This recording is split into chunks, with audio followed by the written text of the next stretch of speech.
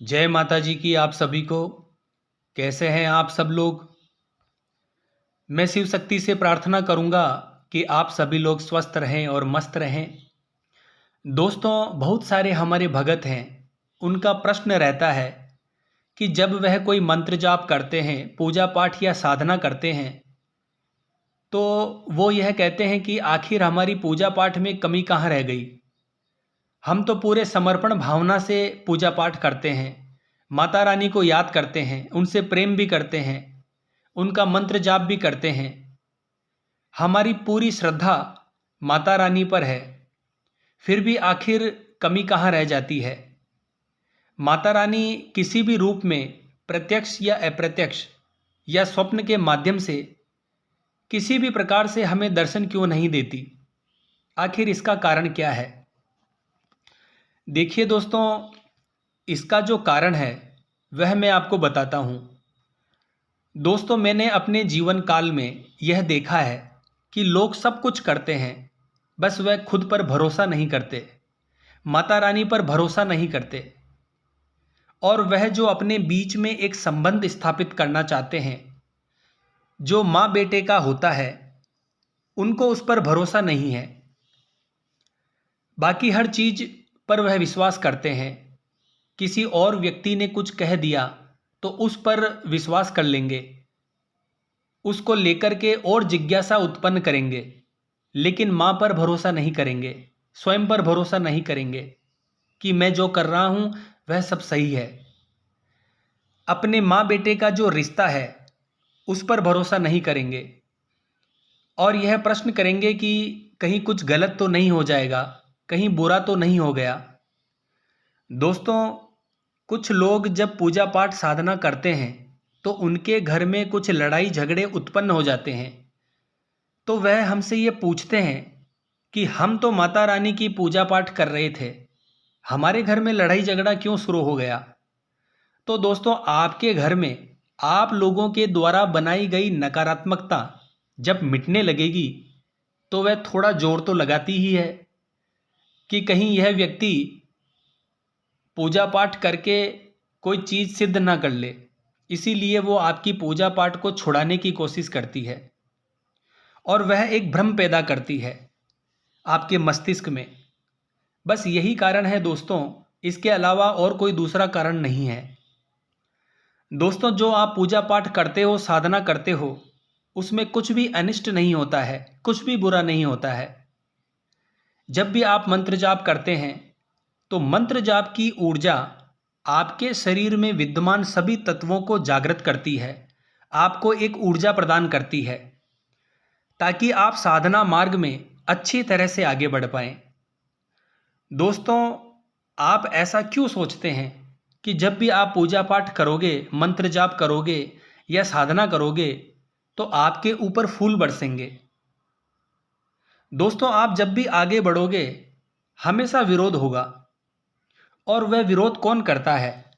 आपकी स्वयं की ऊर्जा करती है, और आपके आसपास रहने वाले व्यक्ति इसका विरोध करते हैं। खुद का ही फोर्स आपका विरोध करता है। जब आप सीढ़ी पर चढ़ते हो, ऊपर चढ़ते हो, आपको आगे बढ़ना है, तब जो सीढ़ियां हैं, जो उनकी हाइट है, वह रेजिस्टेंस पैदा करती है।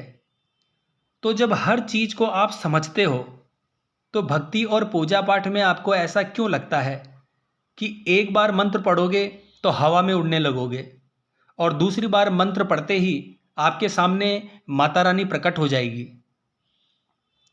आपका जैसा कर्म है उसी के अनुसार हमेशा आपको रेजिस्टेंस फेस करना होगा, लेकिन आप इन चीज़ों को समझ ही नहीं पाते और ना ही समझने का प्रयास करते हो, क्योंकि आप में विवेक नहीं है और बुद्धि की कमी है। सबसे अहम बात है दोस्तों, आपको स्वयं पर भरोसा करना है। जब तक आपको खुद पर भरोसा नहीं होगा तब तक कुछ भी नहीं होगा। आपको खुद पर भरोसा करना है कि मैं स्वयं कर सकता हूं, आध्यात्मिक मार्ग में आगे बढ़ सकता हूं, मैं जो कुछ भी कर रहा हूं वह बिल्कुल सही है। जब रामकृष्ण परमहंस जी कर सकते थे, स्वामी विवेकानंद जी कर सकते थे, जब इतने साधु संत कर सकते हैं तो मैं क्यों नहीं कर सकता। उनको भी तो वही शरीर दिया है और मुझको भी वही शरीर दिया है ईश्वर ने। मेरे हाथ पैर सब कुछ सलामत है तो मैं क्यों नहीं कर सकता। इन चीज़ों का ध्यान रखकर फिर आपको आगे बढ़ना है। आपको उन लोगों के जीवन को, उनकी यात्रा को देखना है। अब हम किसी बड़े साधु संत से तुलना तो कर लेंगे कि जब वह कर सकते हैं तो हम क्यों नहीं कर सकते, लेकिन साथ ही साथ हमारे अंदर यह भावना होती है कि हे माँ, हमें थोड़ा सा पैसा दे दो, या हमें ऐसा घर बनवा दो, या ऐसी गाड़ी लेनी है। तो दोस्तों, यह जो बड़े बड़े संत हुए हैं जैसे रामकृष्ण परमहंस, स्वामी विवेकानंद, ये सभी चीज़ इनमें नहीं थी। और आप कहते हैं कि हमने तो माँ पर भरोसा किया और हम फेल हो गए, क्योंकि अब आप कहेंगे कि आपने कहा था भरोसा करने की, फिर भी हम फेल हो गए। तो दोस्तों, सबसे पहले आपको अपना लालच त्यागना पड़ेगा। दोस्तों, गौर से सुन लो इस बात को। माँ तक सिर्फ वही पहुँच सकता है जिसको केवल और केवल माँ चाहिए।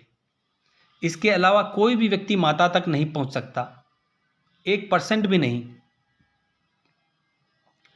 जिसको अपने जीवन में शांति, सुख, समृद्धि, कुछ भी, जिसके पास अनदर ऑप्शन हो, वह माता रानी तक 100% नहीं पहुँचेगा। अब बहुत सारे लोग कहते हैं कि माँ से मांगना चाहिए, तो मांगिए आप, उसमें कोई हर्ज नहीं है। अगर आपकी इच्छा है तो आपको कोई भी नहीं रोकेगा इस कार्य को करने के लिए, और माँ देगी आपको जो भी आपने मांगा है। जो भी वस्तु, जो भी चीज़ आपने उनसे मांगी है, वह माता रानी आपको अवश्य देगी। और रहिए सिर्फ उन चीज़ों के साथ ही, क्योंकि जाहिर सी बात है दोस्तों, आपको माता रानी नहीं चाहिए, माँ नहीं चाहिए, आपको सुख सुविधाओं से परिपूर्ण वस्तुएं चाहिए। दोस्तों, आपने देखा होगा जब बच्चा बाहर खेलता रहता है और वह जब कहता है कि मुझे बैट बॉल दिला दो, तो जब माँ उसे बैट बॉल दिला देती है तो वह उन चीज़ों का क्या करता है। वह माँ के पास नहीं बैठा रहता, वह बाहर जाता है, अपने दोस्तों के साथ खेलता है। और जब वह बुरी तरीके से थक जाता है, जब वह बैट बॉल से हार जाता है, बोर हो जाता है, जब उसे कुछ नहीं चाहिए होता, तब वह फिर से माँ के पास आता है। अर्थात जब जीवन में कुछ भी नहीं चाहिए और जब आप तप करोगे, साधना करोगे, केवल और केवल तभी माँ आपको मिलेगी, वरना आपको कुछ भी नहीं मिलेगा। दोस्तों, आप माँ को प्राप्त नहीं कर सकते। आशा करता हूँ इस वीडियो में मैंने जो समझाने का प्रयास आपको किया है वह सभी चीज़ आपके समझ में आई होगी। तो मिलते हैं नेक्स्ट वीडियो के माध्यम से। जय माँ अम्बे, जय श्री कल्याण।